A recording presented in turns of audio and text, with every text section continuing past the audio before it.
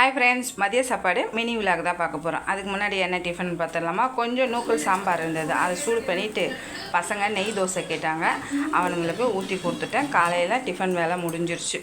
அதுக்கு ஒரு பக்கம் சாதம் வேக போட்டிருக்கேன். கோவக்காய் காரக்குழம்பு வைக்கலான்னு சொல்லிவிட்டு வடகம் போட்டு தாளிச்சிட்டு வெங்காயம் பூண்டெல்லாம் போட்டுட்டு மசாலா போட்டு நல்லா எண்ணெய் பிரிஞ்சு வந்தோடனே புளி தண்ணி ஊற்றி தேங்காய் பால் ஊற்றி இறக்கிட்டேன். சூப்பராக இருந்தது கோவக்காய் காரக்குழம்பு. ஆனால் ரொம்ப காரம் இருக்காது.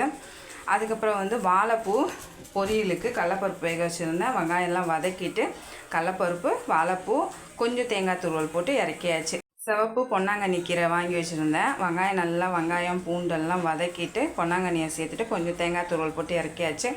அப்பளமும் பொரிச்சாச்சு. கொஞ்சமாக ரசம் வச்சாச்சு. பசங்க வீட்டில் இருக்கனால டெய்லியும் ஜூஸ் தான் கேட்பாங்க. கேரட் இருந்தது, கேரட் ஜூஸ் போட்டு கொடுத்துட்டேன். இந்த வீடியோ பிடிச்சிருந்தா லைக் பண்ணி, ஷேர் பண்ணி, கமெண்ட் பண்ணுங்கள், சப்ஸ்கிரைப் பண்ணுங்கள்.